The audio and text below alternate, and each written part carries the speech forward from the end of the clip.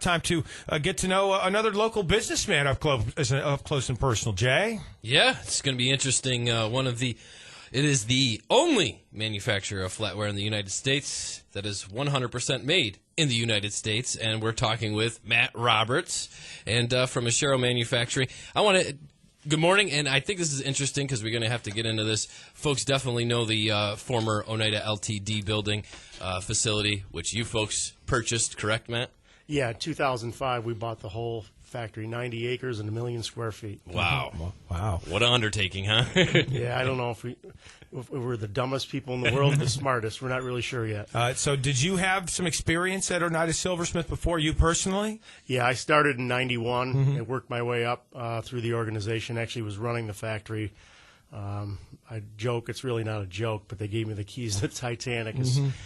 We had to shut it down, and we came up with a plan to buy it and run a much smaller factory, but keep it profitable. And that plan was Liberty Tabletops. Well, it was originally Ashero Manufacturing. We started out as an OEM, so we didn't have our own brand, but our dream has always been to have our own brand, because if you do that, you can be competitive. You can leapfrog the middlemen. Yeah, it's amazing how far afield you saw the Oneida Silversmith works overseas, restaurants everywhere. Is that kind of the goal for you guys as well? Yeah, I don't know if we'll ever be like Oneida. I mean, Oneida had the #1 brand recognition in the world. Right. I mean, even in the tabletop industry, it was better than Coke or Pepsi. I mean, it was 80-some%.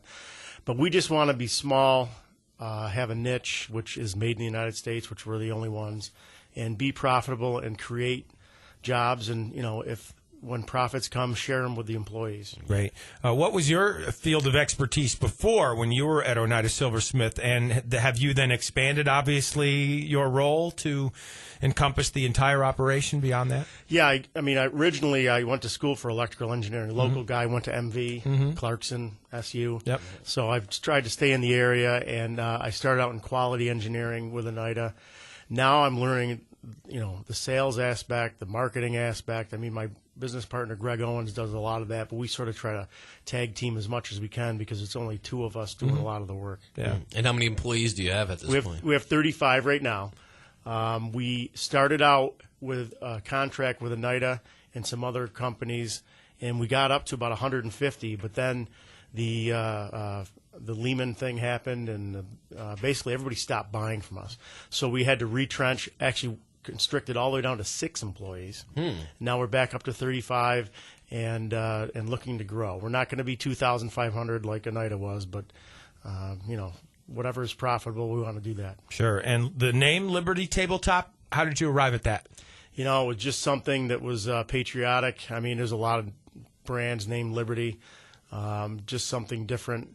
And we the way our business model works is we try to make sure everything that we buy, everything that we use to make the product is local. The steel is melted in the United States, so you know what you're getting. We buy our boxes from Earlville Paper Box in Earlville, New York, and Divine Brothers in Utica does a lot of our buffing compound and buffs. So we try to keep it local. And how tough is it to stay 100% American made with that seal on your product? It's not easy, but what we do is just a little marketing 101. That's things that we learned being in the business. If you go to a major retailer and you spend $100, $20 of that goes back to the manufacturer. So they take 80%. So the only way that we can compete, because our cost is way more than the Orient, Southeast Asia, any other countries that they're developing. So we decided to sell direct to the customer. So Liberty Tabletop is really a internet-based brand. Yes. The logo, you have that engraved on the silverware some point? We actually put the back stamp actually says Cheryl on the back, and that's just something because it's Ashero Manufacturing. Try to mix it up a little bit and keep people thinking. That's interesting, because I'm in the habit of doing that sometimes if I'm in a restaurant, flipping the silverware over to see what's engraved on the back. So Always do it, yeah. So now I'll be doing that and watching for your products. Where are you in already? Who has the products? Well, our main focus in our growth model is on the web. So it will actually go to anyone in the continental United States, Canada. We have actually shipped product to Spain. Our big goal is we want to export to China, just to say we did it. So we're all over the place. We have a GSA contract, and that's really going to be a growth model for us, but the big growth is on the web. And mostly residential then for now, or Yeah, it's retail. Food service is a very tough nut to crack. It really is. But we do have the Hotel Syracuse is opening in a few months. They're going to have our product. Great. In there. So there's a few higher end places that want our product. And what is it like as far as quality, to keep the quality compared to some of the other manufacturers out there? Yeah, I mean, you start out with the steel, and we only use 1810 stainless, which is probably the highest grade. It has 18% chrome and 10% nickel, and then it's really the pattern detail and the polishing. We make all of our own tooling. We've got a gentleman on staff who's basically an artist in steel. He can make all of the patterns from scratch by hand.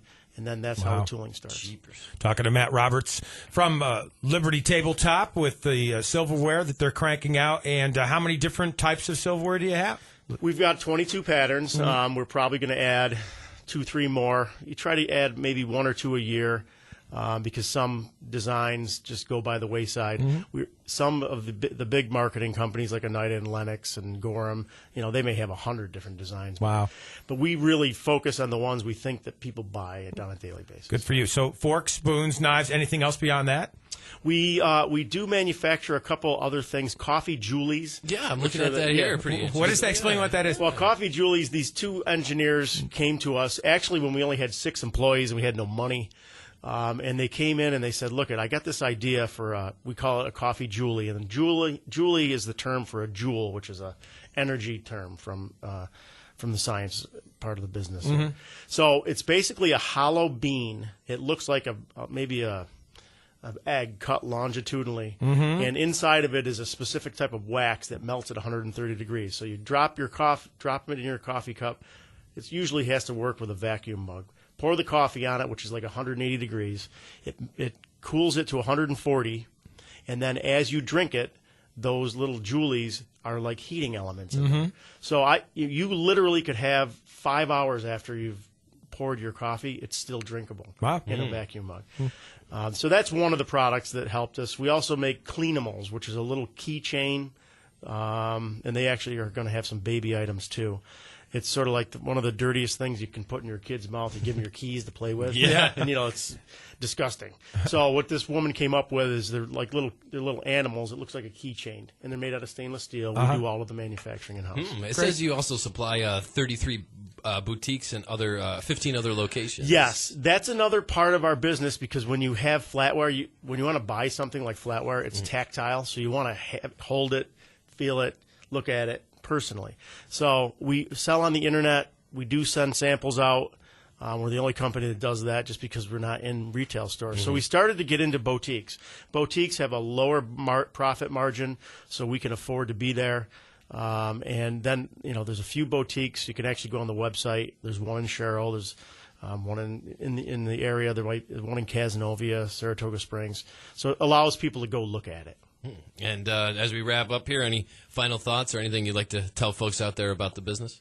Well, this is something that it's the manufacturing soapbox I always get on. One of the things that you have to realize about manufacturing is how important it is for the community. When Oneida was running in Sherrill, we had 2,500 employees, $75 million of payroll every year. That money came into the community, and they sold product outside of the community. So you're basically cash positive. You're taking money from outside of Sherrill, central New York, bringing it into the area, and it's an economic engine. So we need to think about that when we're buying things. Buy American. All right. Well, good point. Great luck with the business. Matt Roberts from the Liberty Tabletop folks, sort of filling a void left behind by the Oneida Limited folks. And best of luck with the business. Thank you so much, guys. Thanks for coming in and sharing. Is there a website people can go to find out information? It's libertytabletop.com.